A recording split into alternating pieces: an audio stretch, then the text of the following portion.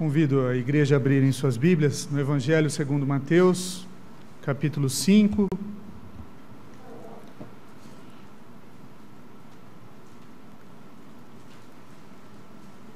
Versículo 13. Evangelho segundo Mateus, capítulo 5, versículo 13.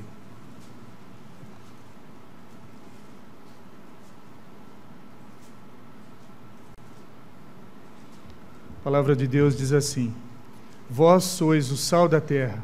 Ora, se o sal vier a ser insípido, como lhe restaurar o sabor? Para mais nada presta, senão para, lançado fora, ser pisado pelos homens. Os irmãos, para a gente entender a passagem aqui, nós estamos num grupo maior de ensinamentos de Cristo. Estamos dentro do Sermão do Monte, onde ele fez diversos ensinamentos, e que iniciou nesse capítulo 5. E quando nós lemos o versículo 1 do capítulo 5, nós notamos que esses ensinamentos não eram direcionados a todas as pessoas, a multidão que estava seguindo, mas sim aos discípulos, né? Não a multidão em geral. Olha o que ele diz no versículo 1: Vendo Jesus as multidões, subiu ao monte, e como se assentasse, aproximaram-se os discípulos, e ele passou a ensiná-los, dizendo... Multidão caminhava com Cristo, mas ele passou a ensinar especificamente os seus discípulos, aqueles que acompanhavam mais de perto. E o Sermão do Monte foi especificamente para esse grupo, não os 12, mas um grupo maior de discípulos que acompanhavam a Cristo. Do versículo 1 até o 48, a abordagem de Jesus é direcionada no relacionamento entre os homens. E a partir do capítulo 6, o foco muda entre o relacionamento entre o homem e Deus. A vinda de Jesus, meus irmãos, foi marcante. Foi mais que uma visita do Deus-homem na terra. Ela trouxe implicações especiais, essenciais para o mundo. O rei não veio sozinho. Ele, junto com ele, veio o seu reino.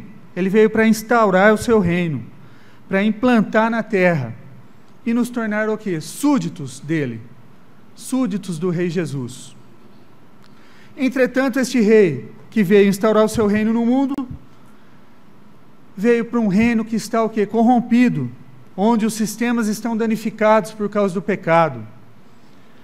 Mas ainda é possível nós vermos centelhas o quê? De que Deus fez perfeitamente, mas que foi afetado pela semente da corrupção, que é o pecado. Não há nada nesse mundo que não tenha a semente da corrupção. Nada que não tenha sido corrompido por causa do pecado. Se for assim, a tendência natural do que está corrompido é o quê? Cada vez mais se deteriorar e cada vez mais se acabar, até se extinguir. É assim com o metal, quando começa a se enferrujar. Se a gente não cuidar, ele vai se deteriorando até se esmigalhar. E o nosso mundo, se não for cuidado, se não for preservado, ele vai se deteriorando, vai se acabando. Porém, o ministério de Jesus apresenta o quê? O poder desse reino, né? Diante da tentação, o próprio Cristo, ele soube resistir a Satanás. Como que é possível uma pessoa resistir a todas as propostas que Satanás faz? O Sermão do Monte é marcado por mensagens que contrariam totalmente a qualquer expectativa humana sobre adultério, vingança, amor ao próximo. E logo depois de pregar o Sermão do Monte, Jesus cura um paralítico.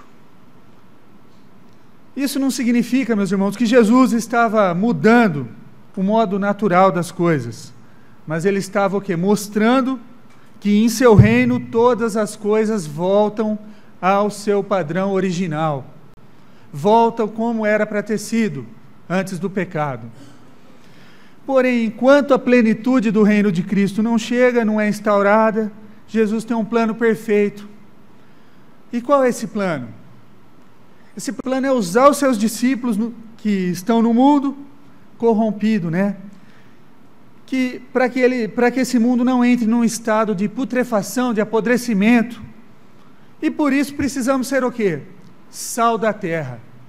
Por isso precisamos ser sal da terra. O cristão como sal da terra. E o texto lido nos apresenta uma verdade, uma condição e uma consequência. Primeiro, uma verdade. Vós sois o sal da terra. Ele falou isso para os seus discípulos.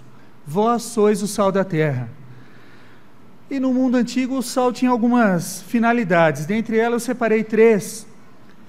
Que uma delas é temperar os alimentos, fertilizar o solo e conservar os alimentos. Temperar, fertilizar o solo e conservar os alimentos. Grande parte dos estudiosos estão de acordo que a figura do sal nesse texto está mais ligada com tempero e conservação. E é baseado nessa interpretação que essa mensagem será desenvolvida. Lá em Gênesis nós aprendemos que Deus criou todas as coisas perfeitamente para ser glorificado por meio delas. E a entrada do pecado no mundo fez o quê? Que essas estruturas criadas fossem o quê? Danificadas, corrompidas. E o fim do que é corrompido é o quê? Se acabar. Se não for cuidado, vai se acabar. Em Gênesis 6, o que nós vemos? Vemos Deus destruiu tudo por causa da corrupção do homem, mas preservou uma família. Depois Deus destruiu Sodoma, destruiu Gomorra. Se for preciso, Deus destruirá tudo, por causa da maldade, da corrupção, do pecado. Agora, no reino de Cristo, há uma proposta. Aqui entra a missão dos discípulos. Quem são os discípulos de Cristo hoje? Somos nós, somos a igreja. Nós somos os discípulos de Cristo. Então, a missão que entra aqui dos discípulos de Cristo é que devem o quê? Cumprir sua função como sal, no sentido de preservar, de temperar aquilo que Deus criou.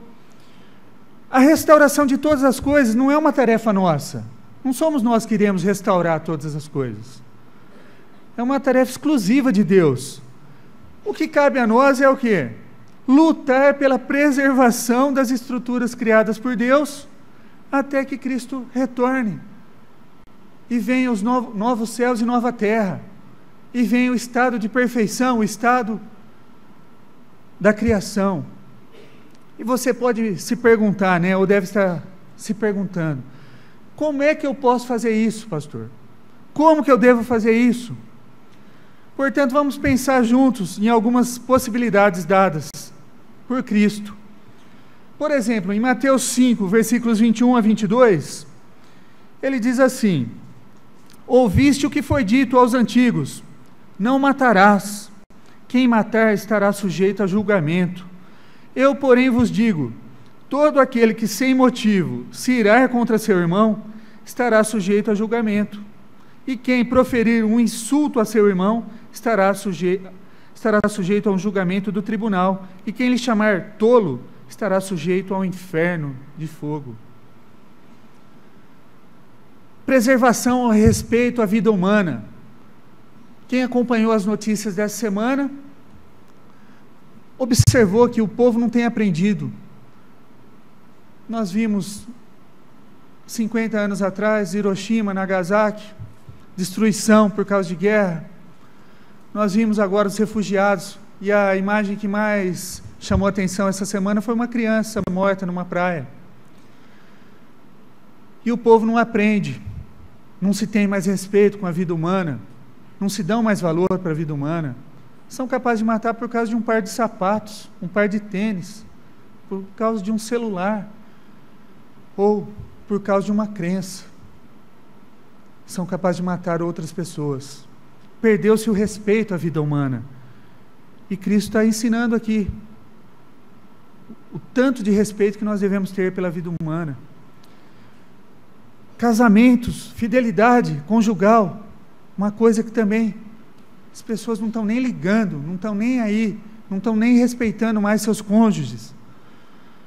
E olha o que Deus diz também nesse mesmo capítulo 5, versículos 27 e 28. Ele diz assim: ouviste o que foi dito, não adulterarás. Eu, porém, vos digo, qualquer que olhar para uma mulher com intenção impura, no coração já adulterou com ela. Você não precisa cometer o ato do adultério. Basta um olhar impuro para o seu pecado se manifestar, para você ofender a Deus, a Cristo. Respeite seu marido, respeite sua esposa, jovens que estão namorando, noivos, respeite um ao outro. Tenha mais amor ao próximo, aquele que você escolheu para ser seu marido, sua mulher. E a preservação, a obediência a Deus. No capítulo 7, versículo 24 do Evangelho de Mateus, Jesus diz assim: todo aquele, pois, que ouve estas minhas palavras e as pratica, será comparado a um homem prudente que edificou a sua casa sobre a rocha. Nós devemos obedecer a palavra de Deus e permanecer como um homem prudente. O objetivo é que o cristão, em toda a sua esfera de vida, preserve o quê? As estruturas que Deus criou.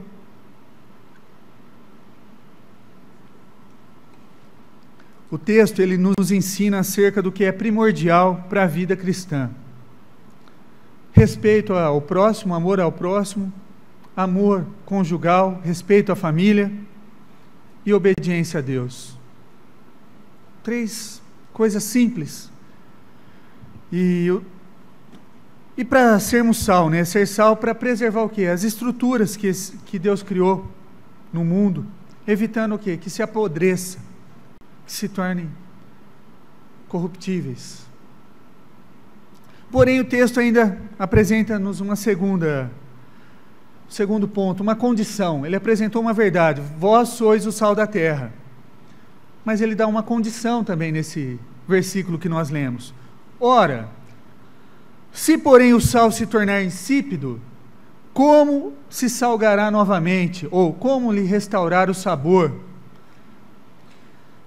Do ponto de vista químico, é praticamente impossível o sal perder suas propriedades.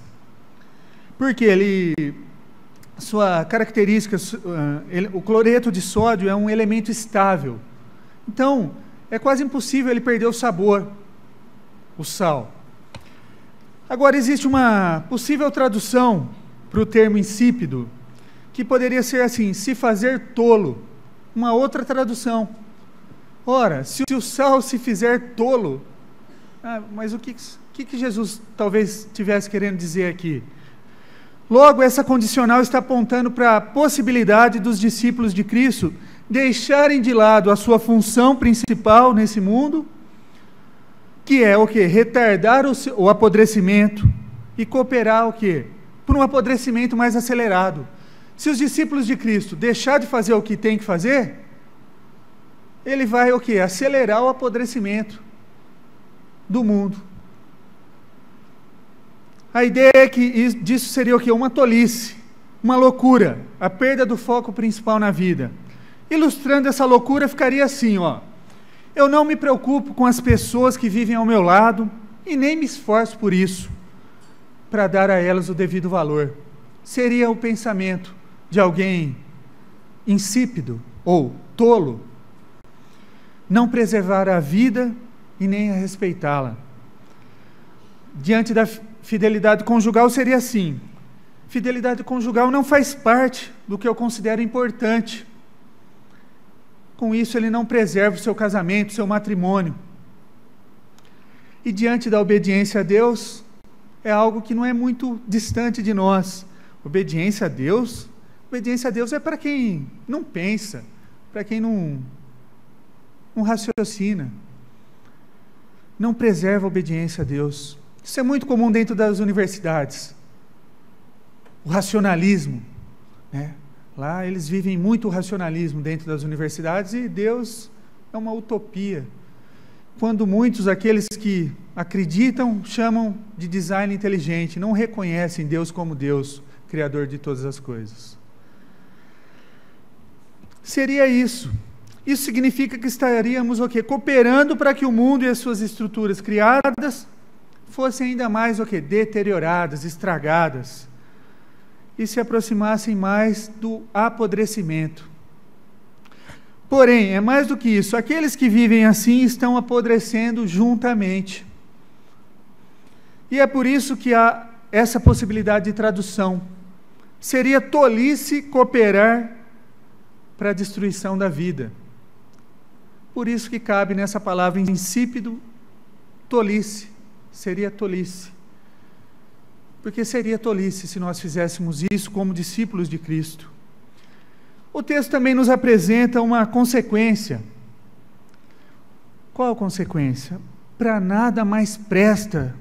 Se você se tornar tolo, você não presta para mais nada. É isso que o texto está dizendo.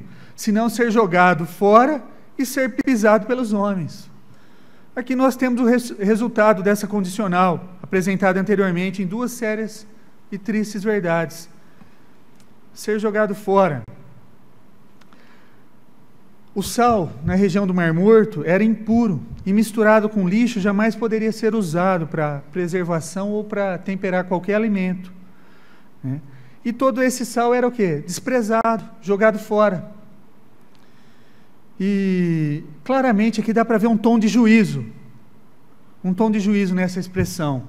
Aquele que se diz ser discípulo de Cristo, mas se envolve com o lixo do mundo, mistura-se a ele. Não tem como você falar que você é discípulo de Cristo se lá no seu trabalho o dinheiro vem através de uma corrupção, se lá no seu emprego você é o espertinho, né? Você se faz espertinho para conseguir os objetivos da sua vida. Você se misturou, se corrompeu, você é igual o lixo daquele mundo.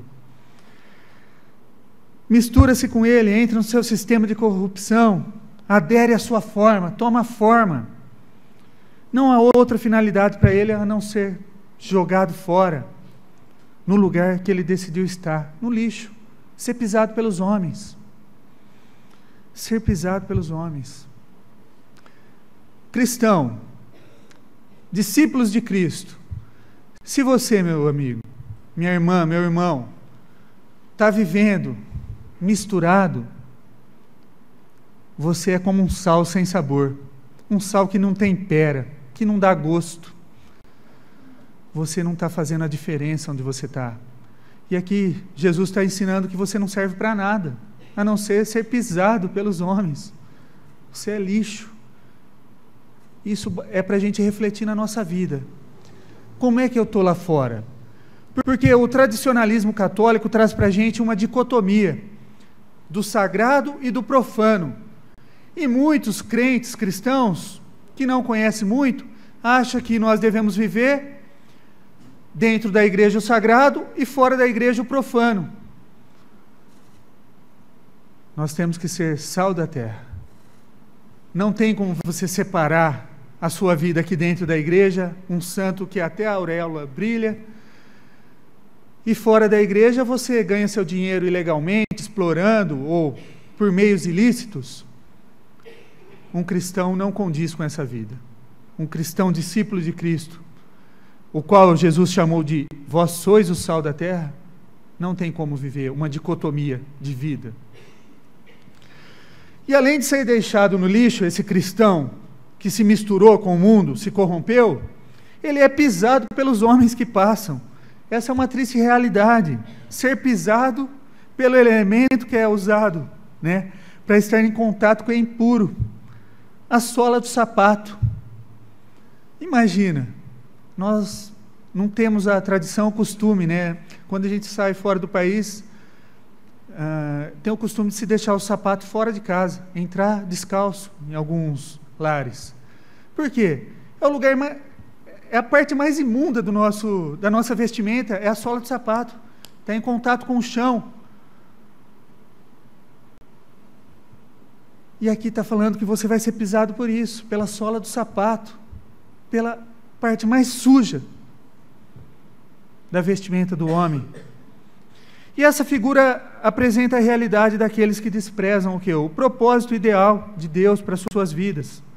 Torna-se adubo para fertilizar não o projeto de Deus, o projeto de Satanás.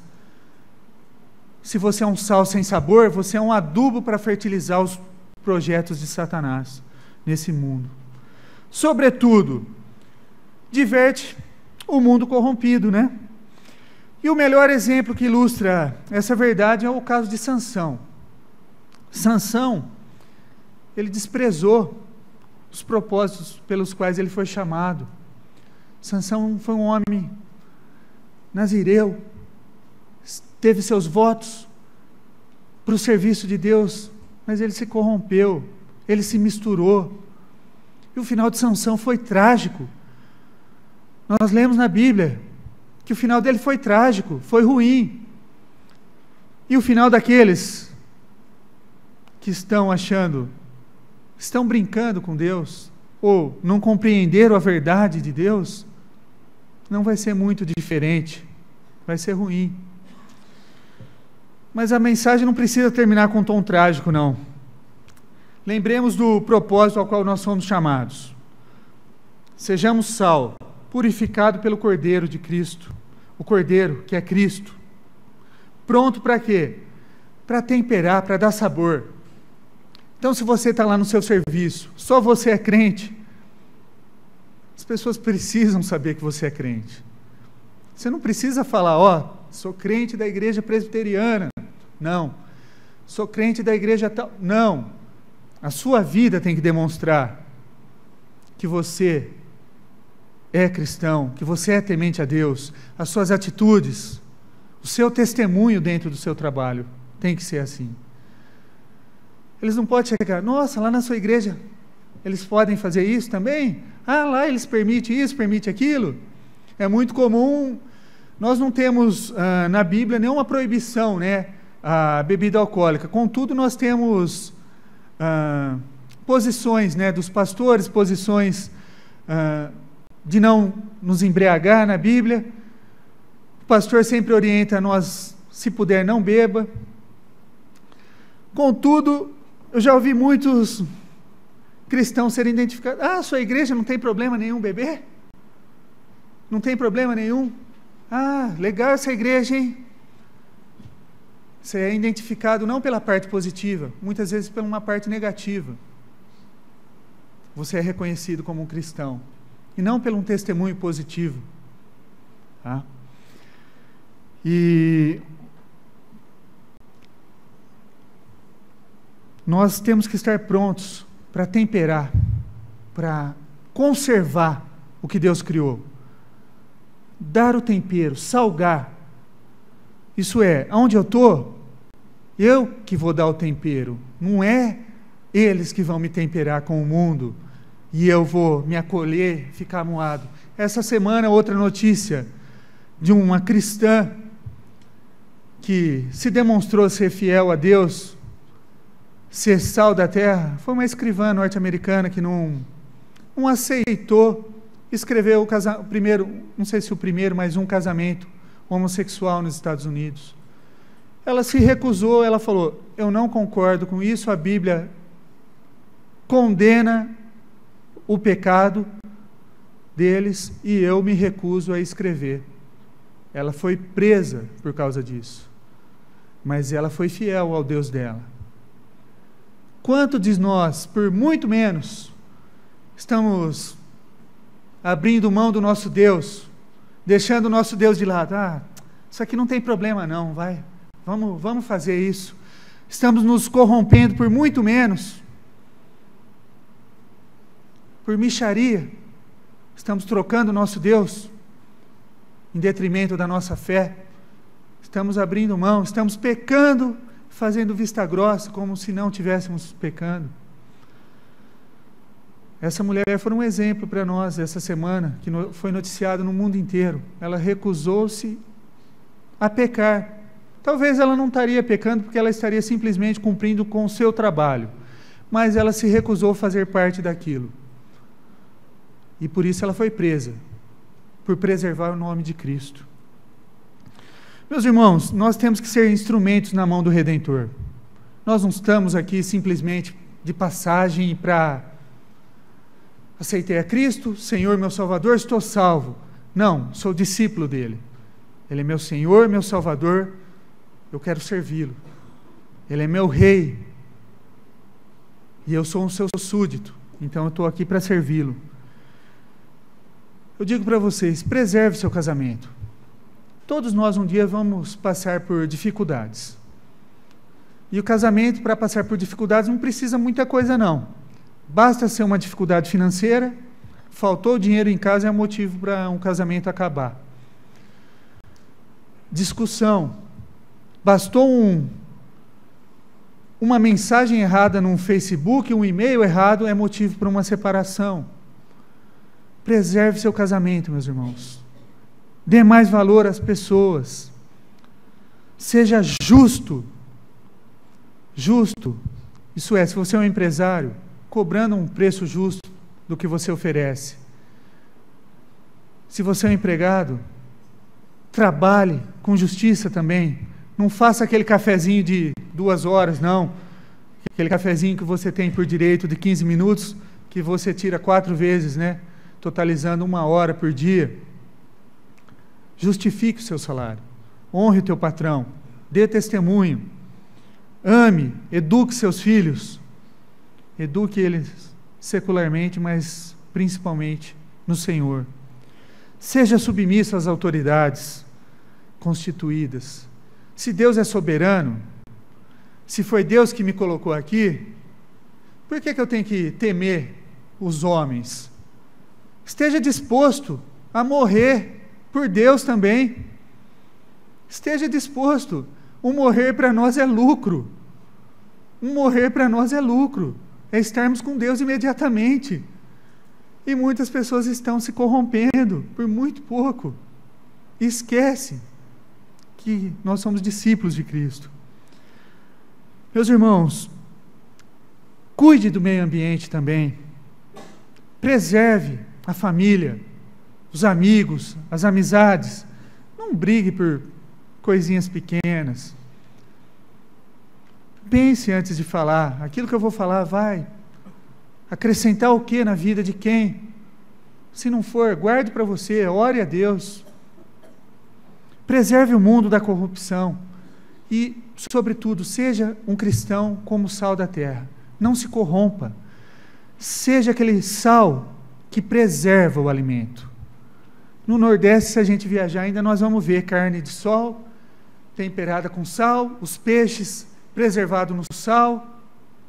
A carne é preservada ainda no sal. Se você for no Mercadão, também você vai encontrar. E o tempero, né?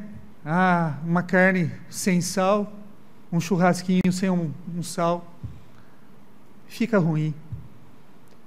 Não tem tempero.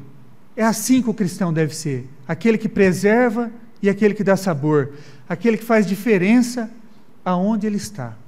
Porque vós sois o sal da terra. Hoje os discípulos de Cristo somos nós. Contudo, nós devemos ser o sal da terra. Que Deus nos abençoe, meus irmãos.